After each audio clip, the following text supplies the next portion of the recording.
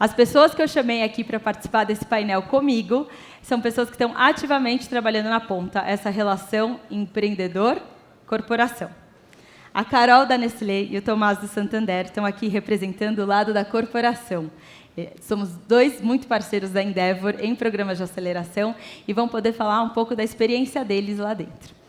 O Denis, da EY, muito obrigada, vai trazer a visão da consultoria, que não só precisa inovar para si mesmo, mas também precisa ajudar outras corporações a inovarem. E a Fabi, ali na ponta, vai trazer a visão da empreendedora. A empreendedora que tem que convencer eles a contratar uma scale-up e não uma grande empresa. A ideia aqui é a gente ter uma conversa genuína. É isso que eu mais falo para os meus parceiros e é isso que a gente conversou bastante aqui. Uma conversa genuína sobre os desafios e as oportunidades da relação entre corporações e empreendedores. A gente sabe que essa relação pode transformar a realidade de um empreendedor. E a gente quer que transforme da melhor forma possível. Então, antes de começar o painel, só um aviso, lembrar todos que quem quiser fazer pergunta, é só entrar no slide da Endeavor, aquele QR Code que a Camila tinha apresentado antes, e fazer a pergunta com a senha SUP Summit. Bom, para começar, então, queria pedir para cada um de vocês contar o seu papel nesse universo de Open Innovation e quem você mais precisa convencer que Open Innovation é importante. Bom, tá bom, vou começar aqui. Bom, primeiro obrigado, Endeavor, pela oportunidade. Eu sou o Tomás, eu sou do Santander, e a minha área justamente já tem um nome assim, adequado, digamos aqui, né, que é o Hub de Novos Negócios, né? E o meu papel, sim, é estimular todo um ambiente de empreendedorismo e trazer isso, conectar isso com o banco, tanto quanto explorar ideias vindo tanto dentro do banco quanto de fora do banco e a gente fazer isso virar negócio. Então, a gente tem isso muito no Santander. Todo esse hub ele tem muito forte a gente gerar negócios, senão a inovação, a conexão, tudo não faz sentido. E daí, Ilana, eu acho que na pergunta, já que é tricky aqui, que é difícil, quem que a gente precisa convencer mais, assim, bom, primeiro assim, eu acho que eu já estou num banco que é muito comprado com empreendedorismo. Ele é tão comprado que ele estampa no próprio prédio, né? Bora empreender. A Patrícia já falou do Empreenda aqui. A gente tem o Radar Santander, que é uma parceria com vocês, com a Endeavor. Mas, assim, eu acho que quem é mais difícil é aquela pessoa que está mais na linha de frente. A gente tem um cara que eu gosto bastante, que é o Safi Bacal, que ele fala de soldados e artistas, né? Meu time ouve bastante isso, mas os soldados são aqueles que estão mais na linha. Os dois são igualmente importantes. Mas o soldado é aquele que está mais na linha de frente, ele precisa entregar resultado, ele precisa vender e tudo mais. E esse cara, ele é meio treinado, e ele é bem treinado para combater, muitas vezes, os temas que vêm de fora, porque ele não pode perder o foco do negócio. E esses caras, geralmente, são mais difíceis você trazer inovação. Mas eu acho que daí o pulo do gato é quando você mostra que inovação gera negócio. Então, assim, você está num ambiente de redução de custos, não vamos inovar. Não, é aqui que a inovação precisa estar, porque a inovação ela ataca a linha de custos, ela ataca a geração de receitas. Então, eu acho que, sim, o pessoal que está lá na linha de frente do bate-bumbo, do resultado e tudo mais, é mais difícil convencer, mas quando você mostra, traz essas pessoas como sponsor de inovação, provando que isso gera resultado, a gente consegue ganhá-los. Bom, eu sou responsável por uma área de transformação digital, então também pelo próprio nome, na verdade, a minha grande função, e não só minha, né? Eu tenho um time extremamente engajado, quase ser um anticorpo dentro da corporação, né? Então, como que a gente consegue fazer com que o processo trabalhe para a gente e não a gente trabalhe para um processo? Para deixar claro, eu acredito em processos e acho que uma grande corporação precisa de processo também. Mas eu acho que tem um ponto importante que eu concordo com o Tomás. A primeira, quando você me fez a pergunta, eu falei, é o meu CFO, né, que eu preciso provar que, enfim, eu vou, né, trazer algum resultado. E o resultado, muitas vezes, é financeiro. E aí, ouvindo o Tomás falar, eu tenho certeza, não é somente ele, né? Eu tenho pessoas que, no fim, estão lá na ponta e que, para eu aprovar qualquer parceria como scale-up, se eu entrar dentro de um processo, há 5 anos atrás, se eu entrasse dentro de um processo normal na Nestlé, eu ia demorar mais tempo aprovando do que efetivamente fazendo uma POC, experimentando e partindo para uma segunda etapa. Então, eu concordo. Eu acho que tem uma questão muito forte de como que a gente envolve o cara ali da ponta, desde o topo. Então, eu acredito que o meu papel é muito sobre isso, e do meu time também de inovação. É muito sobre a gente sempre se perguntar o porquê não, né? E fazer com que achar uma brecha que, dentro daquele processo, o processo trabalhe para a gente. Bom, obrigado pelo convite, estar participando aqui. Meu nome é Denis Balaguer, eu lidero a área de inovação na UI, e eu tenho aqui um chapéu duplo, né? Porque eu sou ao mesmo tempo o cara que está junto aos clientes, ajudando eles a fazer a transformação. Eu também sou o cara que bate o bumbo para a gente se transformar. E se vocês acham difícil eu lidar com os consultores, imagina um consultor dentro da consultoria lidando com os próprios consultores. Então, eu estou vendo toda a minha liderança aqui, é bom que eles ouvem isso. Mas esse é um trabalho difícil. Então, eu lidero inovação, e digital está dentro disso, e a conexão com as startups está dentro disso também, né? E eu gosto da resposta que vocês dão, né? É lógico que isso é verdade. A gente fala muito, inovação ela é sempre bottom-up. Então, cara, convencer a ponta é fundamental, porque quem está na linha de frente é o cara que vai inovar. Mas a inovação ela só vai conseguir ser bottom-up se ela for top-down. Então, convencer o CFO, convencer o CEO também é super crucial. Mas, para mim, o cara mais difícil de convencer e, ao mesmo tempo, mais importante sou eu mesmo. Porque eu tenho que me colocar no pé desses caras, eu tenho que me convencer todo dia, pela perspectiva deles, de por que Open Innovation é importante. Porque não adianta eu ter as minhas respostas. Eu tenho que ter as respostas certas para convencer essas pessoas. Então, cada dia eu tenho que trazer um aprendizado novo, com a perspectiva dos outros, de, cara, por que o Open Innovation é importante para ele, não para mim? Para mim eu já sei.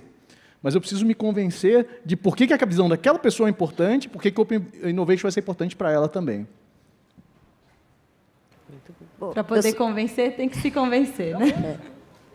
Bom, eu sou a Fabi da Gesto, meu papel nesse ecossistema, eu criei uma solução para ajudar as empresas a gerenciarem melhor o custo com saúde, né? O formato de negócio que a gente encontrou melhor adesão é uma corretora de plano de saúde que faz diferente. Então, imagina a dificuldade, né, de usar a inovação num negócio super tradicional, que é a corretagem de plano de saúde. E aí eu tenho que convencer todo mundo dentro da empresa, né? Eu começo convencendo o RH, eu tenho que convencer o financeiro, eu tenho que convencer, em seguida, a área de compras, eventualmente a área de TI, porque a gente trabalha com dados, trabalha com tecnologia, e depois a gente convence, e é mais fácil convencer o usuário, porque o usuário está facilitando a vida dele. Então, é um processo de venda igual qualquer outro, só que com um agravante que você está fazendo diferente. Então, dentro de uma grande corporação, ter todo mundo alinhado de que fazer diferente é legal é um desafio grande. É um super desafio. Eu acho que a Fabi falou um ponto bom, pegando um gancho, do usuário, né? Então, no fundo, também a gente fala, um cara que precisa ser convencido é o cliente. Ele não vai ver isso, né, tangível, mas ele vai sentir, ele vai ver no produto se está melhor, se está agregando valor ou não. Porque senão tudo isso assim a gente gera, só fica uma dança interna da empresa. Então, se no final o cliente sentir que o produto dele está melhor, o serviço dele está melhor, então sim, a gente vai fazer a inovação aberta. Tomás, então puxando você, que você sente que mais trava na prática mesmo, dentro da corporação, quando você já encontrou uma scale-up que faz sentido, você quer fazer esse negócio acontecer, o que trava? Tá. Olha, assim, eu gosto de ler, só um pouco, tem um lado acadêmico, assim, eu resgatei um cara que eu li lá, se chama Coase, o cara fala lá em 37, ele já fala um negócio que chama custos de transação, né? O pessoal de consultoria deve usar bastante. Na verdade, custo de transação é simplesmente você falar assim, olha, eu vou fazer aqui dentro de casa ou vou fazer fora. E quando eu faço fora, eu tenho custo de transação, eu tenho custo de coordenação. E quando você fala de uma scale-up, de uma startup, obviamente E ainda mais quando ela está, de fato, num mundo diferente do seu, falando diferente, com uma agilidade, uma velocidade diferente, são desafios, sim, para a organização. Tanto a parte contratual, enfim, e tudo mais. Então, existem algumas travas nessa linha. Mas, assim, o que a gente está fazendo lá no Santander? A gente pegou a área de contratação, envolveu toda a área... Porque, assim, só falar, gente, vamos fazer o programa e vamos destravar, não. Assim, eu acredito muito na inovação, assim, com muito suor. Assim, meu xará lá, o Edson, falava, né, 99% de transpiração. A gente tem que pegar, e a gente fez um trabalho super duro lá no banco, que é pegar a área de contratação, rever todo o processo de contratação de uma empresa, fazer com que a área de hub de novos negócios esteja envolvida. Então, no lado de qualquer serviço, a gente vai ver se tem uma startup, uma scale-up que pode agregar. Rever todo esse tempo, porque às vezes a gente demora um pouquinho mais e a gente, com uma startup, uma scale-up, a gente acha que pode ser mais ágil. Então, a gente já está fazendo um processo mais ágil de contratação. Então, de fato, tem coisas que você precisa, de fato, mexer lá, porque, senão, realmente, a agilidade pode ser uma trava, as diferentes formas de linguagem ali, de negociação, pode ser uma trava. Mas eu acho que é importante, então, você mexer nas engrenagens da organização para você poder viabilizar, assim como a gente está viabilizando com algumas startups que a gente tem de exemplo aqui dos nossos programas. Perfeito. Até, Carol, para complementar, queria ouvir um pouco da sua experiência na Nestlé, como que você fez para engajar as áreas de compras, TI, jurídico, o que você fez para flexibilizar o processo que eles trabalham na Nestlé e trazer resultado aí para a área de inovação? Bom, primeiro ponto, muita reunião. Na verdade, essa é uma jornada que não começou ontem na Nestlé, né? Eu acho que também um processo de Open Innovation é um processo também de quase de transformação cultural dentro de uma empresa. Então, há 5 anos atrás, eu lembro, meu time, a gente ainda, né? Eu tinha uma área que ainda era só um hub de inovação. E eu lembro que uma das primeiras, tinha um cara brilhante que trabalhou comigo, ele falou, Carol, vamos pegar uma startup para acelerar esse projeto. Eu falei, vamos, Zé. Aí a gente chamou, eu e o Zé chamamos o pessoal de compras. Primeira pergunta, a gente vai fazer bid? Eu falei, não. Então, Carol, você vai ter que assinar uma justificativa interna. Bom, desde então, eu sou a rainha da justificativa interna na Nestlé. Eu assino justificativa interna, porque, no fundo, eu estou co-criando, eu estou construindo uma solução junto. Depois de 5 anos, eu acho que eles entenderam, e aí, abrindo realmente, sendo muito transparente, hoje a gente tem uma política dentro de supply, dentro de compras, para startups. Agora, eu não sou mais a rainha da justificativa interna. Tem um ponto importante também que a gente acabou fazendo. De tanta reunião, eles decidiram colocar uma pessoa de compras e do jurídico passando 3 meses dentro da nossa área, justamente para entender qual é a agilidade que a gente precisava, qual era o foco, como que as duas empresas deveriam trabalhar juntos, porque eu também não acredito que a scale-up chega dentro de uma grande corporação e fala, bom, a gente trabalha dessa maneira. Eu falo, bom, eu trabalho dessa maneira. E ficam os dois, um do lado da mesa, né? Não é sobre isso. Eu acho que é sobre a gente também entender como que se dá essa construção dentro da cultura da Nestlé, dentro de uma cultura da scale-up que a gente está trabalhando. Enfim, foi uma jornada de 5 anos. Não terminou isso, porque eu acho que a gente, como empresa, vem amadurecendo essa relação. As scale-ups também, que a gente se aproxima, né? E eu acho que a presença de parceiros como vocês é extremamente importante, inclusive, para nos ajudar dentro dessa conversa. Tenho certeza que tem muito mais por vir, mas eu lembro direitinho a primeira justificativa interna que eu tive que fazer para a gente poder trabalhar como scale-up dentro da Nestlé. Obrigada. Denis, ouvindo um pouco de você aí, não só na UI como corporação, mas esse papel aí de conector, né, de inovação para tantas outras corporações, como que você enxerga aí o papel da consultoria, o papel de uma organização de fomento como Endeavor? Como você vê esse papel desse mediador? Bacana. Eu acho que é legal ter o papel que a gente representa, porque a gente consegue ser ao mesmo tempo, a gente já tem um papel de Strategic Advisor para as empresas, a gente tem um nível de diálogo que muitas vezes as startups não conseguem ter, pelo nível de acesso mesmo, né? E tem um outro lado do fato que eu não vi 1, 2, 3 casos, eu vi dezenas, centenas de casos. Então, a gente tem uma disciplina de estruturação do conhecimento do que a gente já aprendeu. Mas eu acho que é interessante o papel também, quando eu falo da visão estratégica, é que esse terceiro ator, a gente consegue olhar de fora, porque, para mim, assim, um dos grandes problemas na conexão é justamente entender o propósito de por que eu estou fazendo aquilo. Quando você fala do duplo diamante, para mim, aquilo, a boca do funil ali do primeiro diamante, ela é crucial. Eu fico feliz que você citou o Coase. Coase é um dos meus heróis intelectuais, né? E a conclusão do Coase, no artigo de 1937, que é o artigo mais citado da história da economia, do porquê as firmas existem, é que uma firma só existe enquanto ela tem um propósito único, enquanto ela resolve um problema de maneira única. Então, entender qual é o teu propósito e, para uma empresa estabelecida, entender como que esse propósito está sendo transformado, porque o mundo está mudando. E aí, como é que uma startup pode me ajudar a fazer coisas que eu não sei fazer? Porque, como o Carol estava colocando, as empresas elas são máquinas de eficiência. E se você traz um negócio diferente, o nível de resistência é brutal. Então, acho que a gente, como o elemento de fora que consegue conectar isso e falar, cara, aqui você tem um problema, tua empresa não vai durar 10 anos. O teu propósito está aí, mas a maneira de executar está diferente. Por outro lado, tem dezenas de startups que podem te ajudar a resolver isso. Então, ajudar a construir essa visão comum é uma das coisas que a gente faz. Assim, eu tenho feito muito. No último ano, a gente fez umas 160 sessões desse tipo. Uau! Muita gente interessada, né? Fabi, agora eu quero saber do seu lado. Quem é seu maior fã dentro da corporação? Quem quer muito te contratar? E que dica você daria para outros empreendedores? Qual que é o papel do empreendedor nessa relação? Vou começar respondendo qual que é o papel do empreendedor na relação.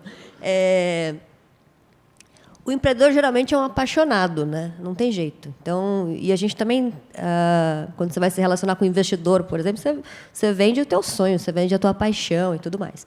Quando você vai para uma grande corporação, ninguém está preocupado com o teu sonho, estão preocupados com o problema que eles têm lá. Então, a primeira coisa, quando você vai vender, você não vai vender o teu sonho, você vai vender a solução para aquele grande problema, né?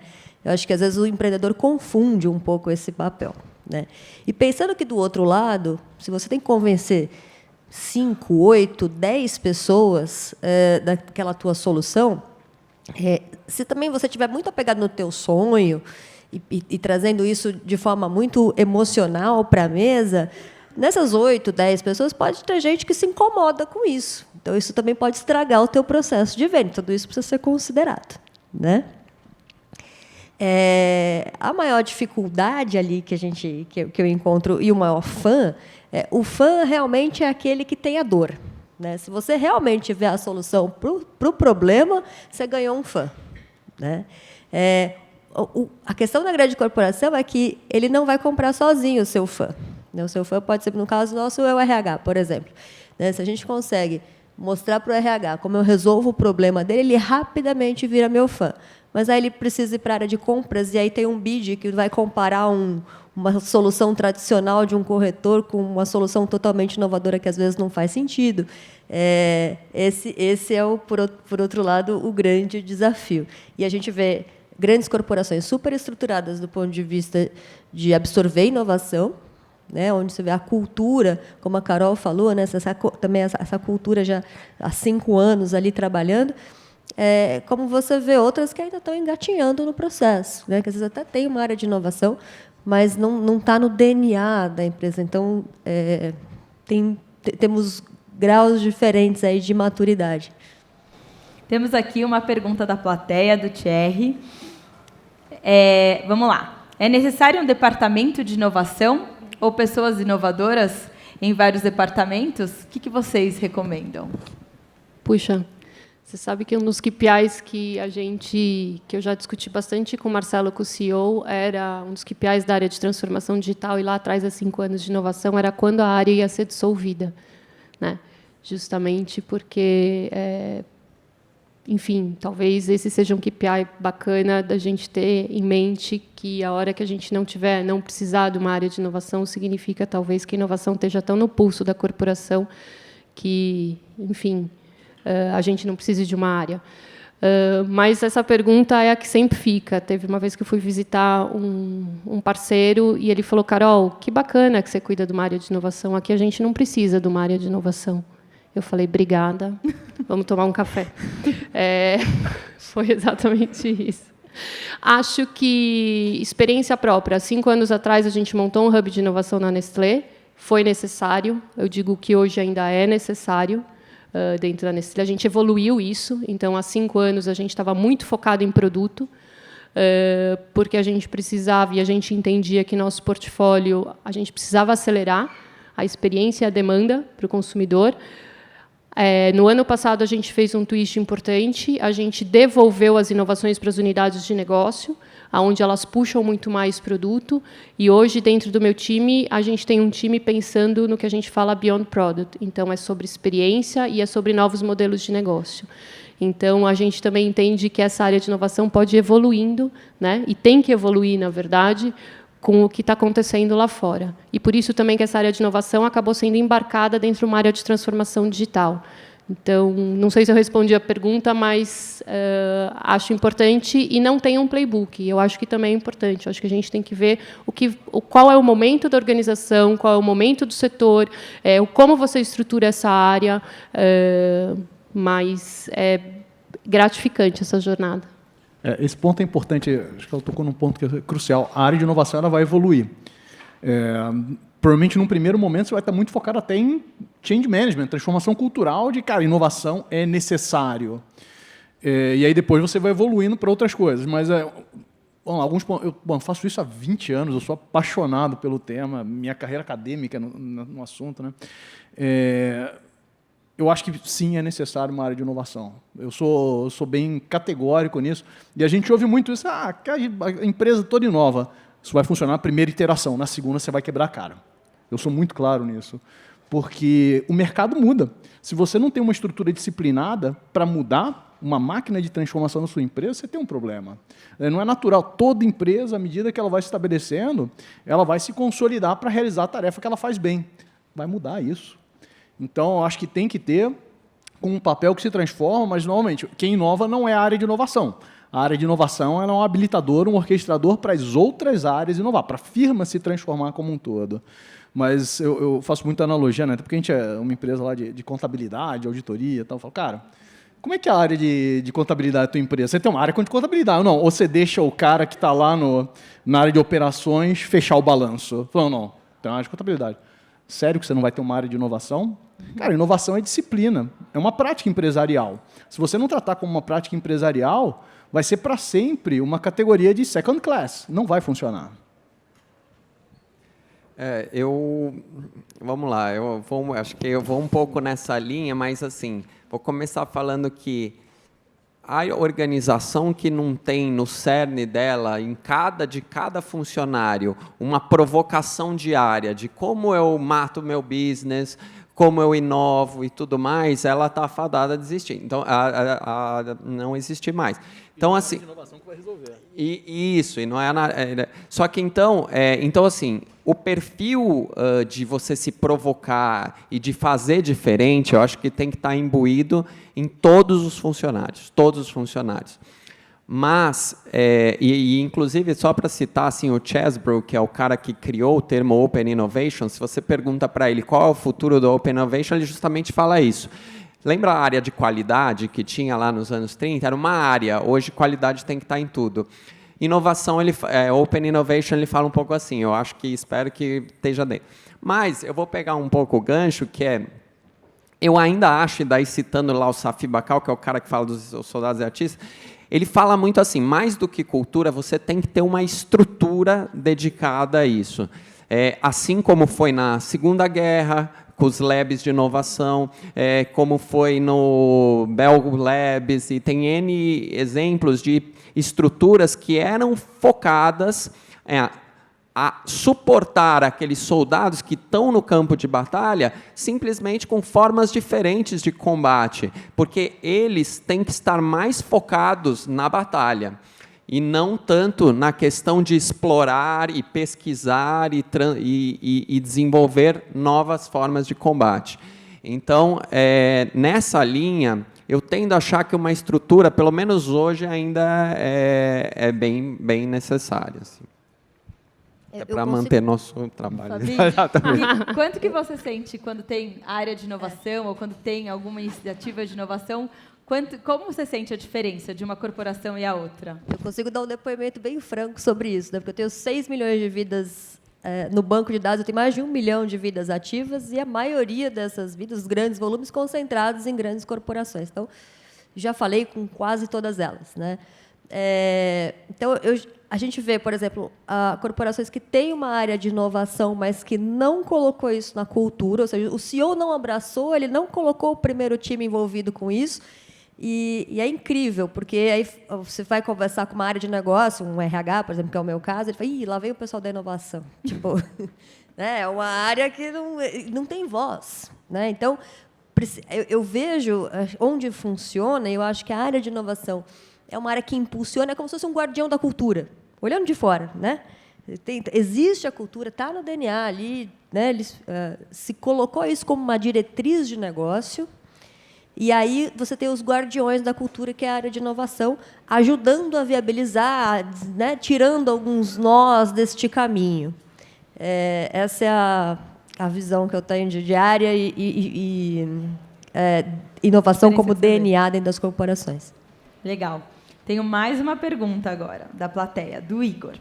E qual que é o papel de comunicação nessa história toda, né? Da linguagem, de como a grande empresa ou como a scale-up vai se comunicar dos dois lados? Como que vocês pensam em comunicação para facilitar esse processo? Eu até quero aproveitar que eu acho que não precisa ser só comunicação externa, mas também comunicação interna. Né? Qual que é o papel disso tudo? Entre a empresa e o empreendedor. É comunicação entre empresa e empreendedor e para fora. E para fora, né? Puxa. Bom, talvez eu fuja um pouco da resposta, mas aí, se da pergunta, aí vocês me puxam de novo, por favor, porque eu não entendi muito bem. Mas eu vou falar como que a gente vem tratando isso aos 5 anos dentro da Nestlé. É uma jornada, e eu acho que a comunicação primeiro, a transparência entre os dois lados. Segundo, a gente, sim, usa muito vocês como scale-ups para mudança de cultura, e justamente para poder utilizar e poder destravar, né, algumas dores de processo, enfim, de trazer para junto. Então, a comunicação é extremamente importante. Tem uma pessoa no meu time que está aqui, inclusive a Juliana, que só trata sobre comunicação, né, só trata desse relacionamento em rede, e a gente acabou, dentro desses 5 anos, criando essa rede, essa comunicação também para dentro, e um dos maiores, talvez, KPIs de sucesso que a gente tenha hoje. Essa semana eu estava conversando com a Ju, a gente tem um monte de Open Innovations e Business Creations para fazer com diferentes áreas. Né? E aí eu falei, Ju, a gente precisa começar a comunicar efetivamente qual é o papel do Open Innovation, enfim, o porquê fazer isso, o porquê se relacionar, o que esperar, como fazer. Então, é fundamental, é alinhamento de expectativa. Né? Perfeito. Eu acho que também vou ver a minha interpretação da pergunta, mas é assim. Bom, para fora, para mim, é assim. Uma vez que você faz uma união poderosa, com uma parceria poderosa e tudo mais, isso vai refletir no produto e no serviço. Acho que quanto mais diferenciado um produto, mais diferenciado um serviço, menos comunicação ele precisa, ativa. Né? Porque as pessoas vão perceber e tudo mais, enfim, claro, você pode fazer isso de forma mais midiática, enfim, sobre Open Innovation, mas eu acredito muito no que você vai entregar para o cliente, se for resultado de uma parceria. Agora, a relação entre os dois, isso, na verdade, é a beleza de você até ter pessoas ali mais dedicadas a isso, porque numa relação dessa, você tem diferentes formas de se falar, e, inclusive, às vezes, você está testando uma coisa. Então, lá no Radar Santander, que a gente faz aqui com a Endeavor, assim, por exemplo, eu estou com uma empresa junto comigo, ali uma startup, Porque a gente está testando um negócio e vai lá, e daí eu chamo numa semana e falo, olha, podia melhorar isso aqui, depois vamos ver se a gente testa essa nova forma aqui, e, putz, essa daqui não deu certo, e vamos descartar. Essa semana a gente fez esse teste, não deu certo. Está acontecendo agora isso, assim. Não deu certo um teste, vamos testar de novo. Então, inclusive, se permite essa questão de falhar e corrigir rápido, enfim. Então, uma vez que você tem essas estruturas, essas pessoas mais dedicadas, você traz uma proximidade onde tira um pouco até o medo, às vezes, do empreendedor de falar, meu Deus, eu estou entrando aqui no Santander e se não funcionar direito, se pensar que... tá, vamos construir junto, a gente vai lançar desafios, porque também a gente gosta de desafio, a gente não vai chegar e falar, vamos fazer o simplesinho, não. A gente quer lá, lá na lua, ali, tá, vamos construir junto. E nisso, você ter um ambiente que você sente com o empreendedor, você permitir que ele acesse para estar lá uma tarde com você e você discutir, são formas de melhorar a comunicação. Nós tocaram no ponto essencial, né? Muitas vezes o problema de comunicação é que a gente assume que a gente comunicar, o outro vai entender, o que normalmente é uma falha. Então, eu acho que tem uma comunicação genuína, aberta, voltada para a gestão de expectativa e muito mais do que o show-off, fazer a comunicação pela maneira como a gente faz as coisas, né? Lembrando aí do Marshall McLuhan, né? Que o meio é a mensagem. Então, cara, o jeito como você faz as coisas é o melhor jeito de comunicar, sem você precisar falar muito, porque todo mundo entende, né?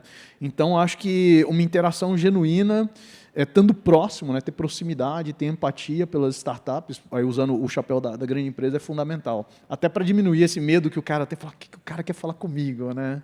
Que acaba sendo ruim, porque a gente quer que o empreendedor seja autêntico do jeito que ele é, né? Porque para ser parecido comigo eu não preciso de outro, já tem um monte lá dentro, né? E, Fabi, você mencionou que o empreendedor tem que ajustar o pitch, né? Não pode vender o sonho, tem que resolver o desafio, né? É isso. Acho excelente ouvir vocês dizendo isso, mas a realidade da grande empresa é que o que você, empreendedor, vai encontrar não são só essas pessoas, né? Então, se é a gente que tem as soluções, se é a gente que quer vender, nosso interesse é levar e falar a linguagem do nosso cliente, né? Então, ótimo, que legal que você tem uma cultura super cool, mesa de ping-pong, todo mundo trabalha de bermuda. Agora, você não vai de bermuda conversar com um cliente que tem uma cultura formal. Porque a primeira coisa que se mostra que você vai conseguir atender bem é que você entende ele. Né? Se você entende ele, você entende a linguagem, você entende o dress code e você mostra, eu estou aqui me adaptando a você. Né? Eu vou ser seu fornecedor. Então, isso é muito importante. Acho que também tem uma coisa, às vezes, da inovação, ou da gente achar que todo mundo tem que aceitar o empreendedor e as suas características inovadoras, confundindo essa coisa da cultura cool, né, com a comunicação e a formalidade que algumas tratativas exigem. Fabi, só complementando, eu acho que eu acredito muito nessa forma transparente, genuína, e pelo menos existe uma coisa que é não perder a sua essência como empreendedor e como companhia, porque essa comunicação aberta, essa comunicação, né, saber até onde os dois podem ir em conjunto para uma construção de alguma coisa maior, nem que seja durante uma semana e a gente remodela e vai remodelando. Então, eu acho que a comunicação serve para isso. A comunicação serve para a gente, na verdade, alinhar a expectativa, sem sombra de dúvida, tirar a genuinidade do propósito do próprio empreendedor. Porque, no fundo, pelo menos dentro da Nestlé, o que a gente espera, trazendo cada vez mais e se aproximando desse ecossistema, porque, no fundo, esse ecossistema sempre existiu, com a Nestlé ou sem a Nestlé. Uhum. Então, no fundo, o que eu estou pedindo é quase uma permissão para entrar dentro desse ecossistema. Então, eu também, genuinamente, estou no movimento de adaptação a isso. E eu acho que a comunicação serve para isso. Né? Como que a gente se readequa e como que a gente acha um denominador comum para seguir junto. Então, muito mais sobre ficar no seu propósito, né? E a gente achar essa readequação, esse denominador comum.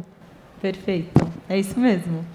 E até quero aproveitar, Carol, em alguns momentos você falou de KPIs, né?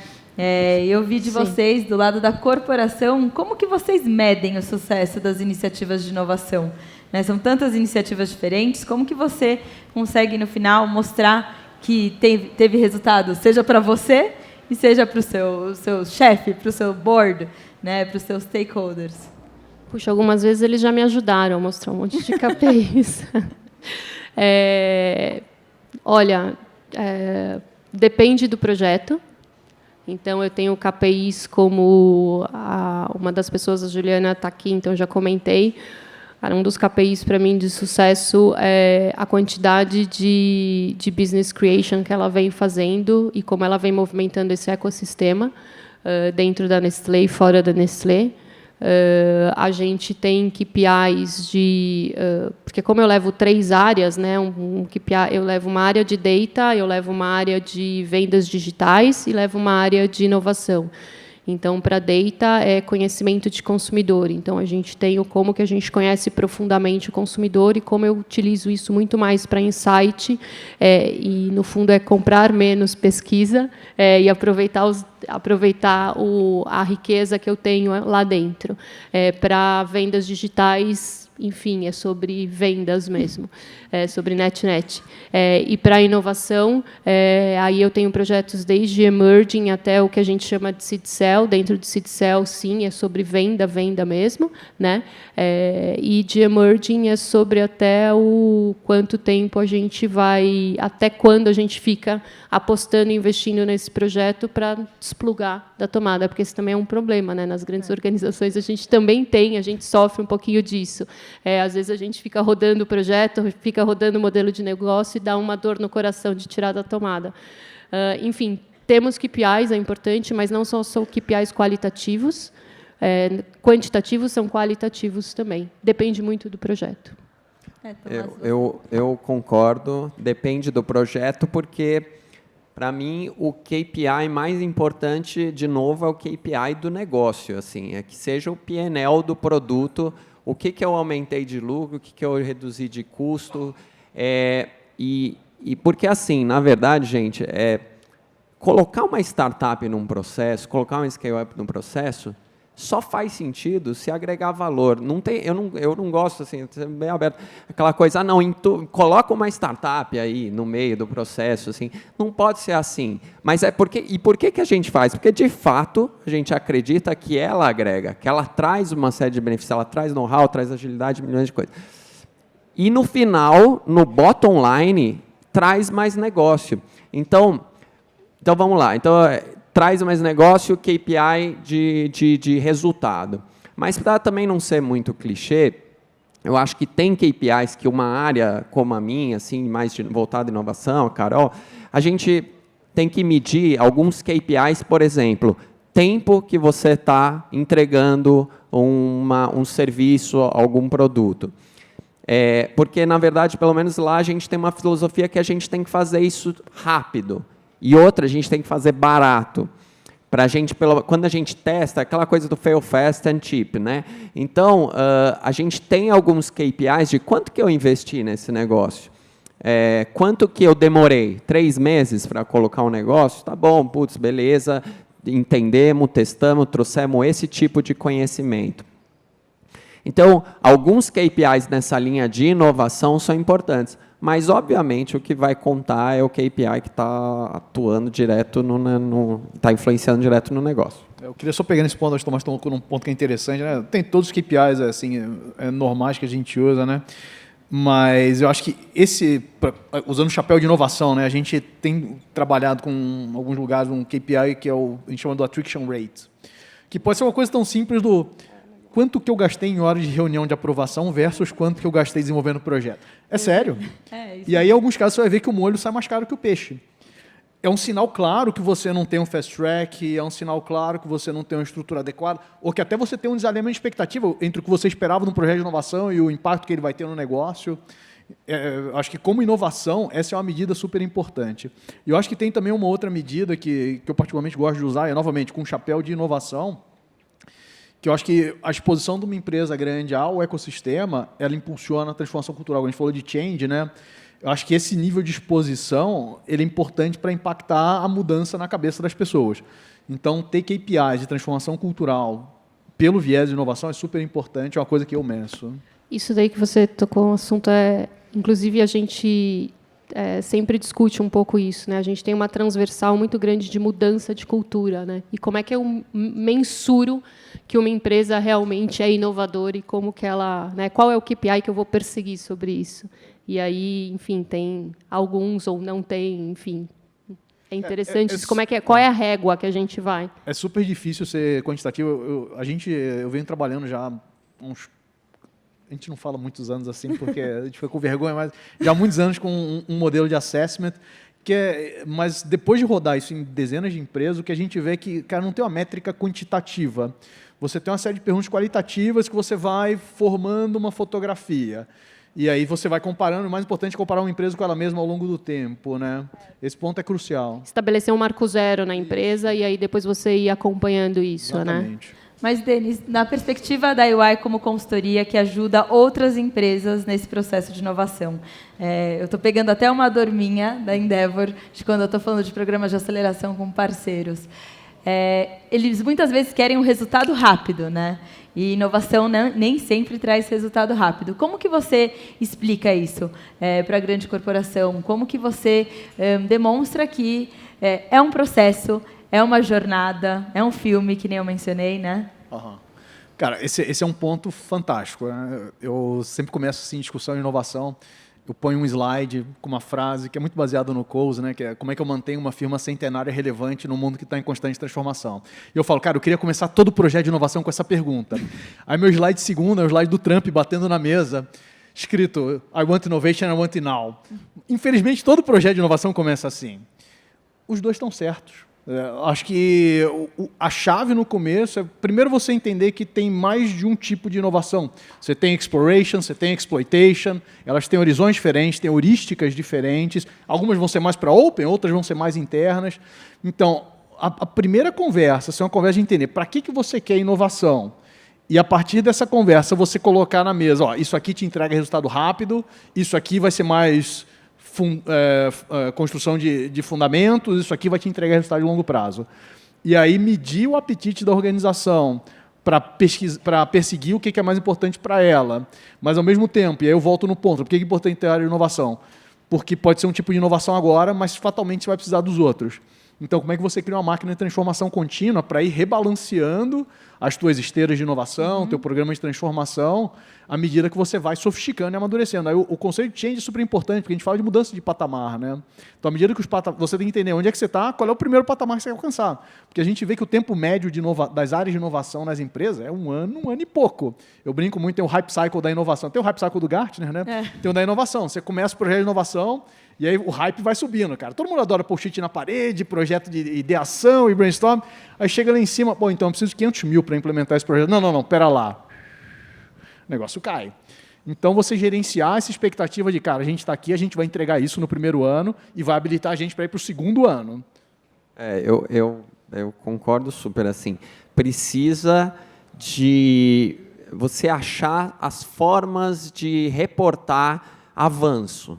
Se você está trabalhando com uma inovação mais disruptiva, que seja trabalhar na linha dos MVPs, né? Enfim, né? Putz, qual que é o seu objetivo, o seu propósito transformador e quais são os passos que vocês vão dar. E você alinha isso com a organização. O meu primeiro passo é a linha do carro, lá, vou fazer primeiro o patinete, enfim, e tudo mais, mas eu quero chegar em algo que vá para a Lua. Então, eu acho que esse ponto do Denis é super válido. No Santander, pelo menos, precisa. Assim, a gente precisa saber como a gente mostrar. Outra coisa é assim, eu pelo menos recomendo aqui, assim, você trabalhar num portfólio view, assim, né? Que o portfólio view, na verdade, é você ter várias frentes e dependendo e variar um pouco o nível de inovação. Até tem papers que falam disso, né? Melhor você ter X% de inovação incremental, X% de inovação disruptiva.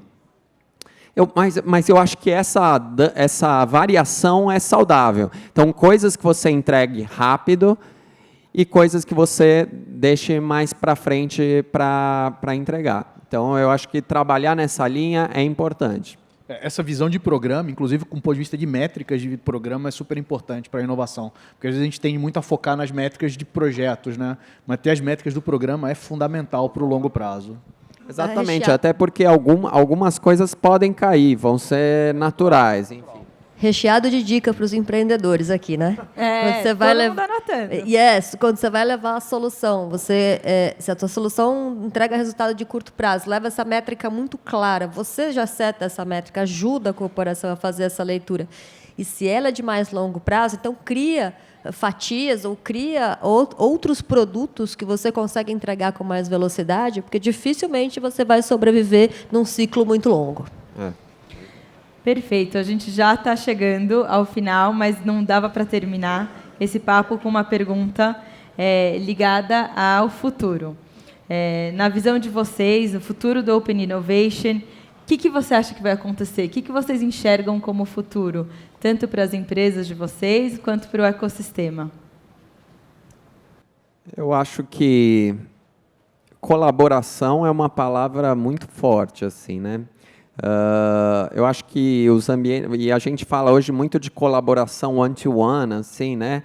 Uma empresa, uma pessoa. Eu acho que eu acho que no futuro é colaboração, ecossistemas com ecossistemas, enfim, e daí, de novo, assim como o Chesbrough fala, que a inovação a Open Innovation vai estar mais imbuída nas áreas, então vai ser mais natural as empresas se relacionarem com outras. O Open Banking, por exemplo, está vindo aí.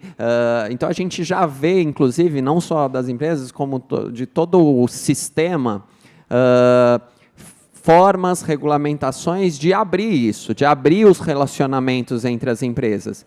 Então, eu não vejo um futuro diferente de um futuro onde você vai estar, sim, relacionando, cruzando ecossistemas com ecossistemas, processos trabalhando com diferentes atores, enfim, e tudo mais. E daí, voltando lá ao close, fica também uma questão, quanto os custos de transação de tudo isso e como você se prepara. Porque, no fundo, para mim, o truque de uma grande inovação é a organização de elementos e de como você agrupa esses elementos para trabalharem juntos num propósito.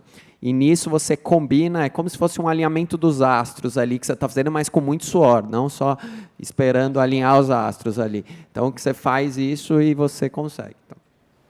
Eu acho que é um caminho sem volta, né?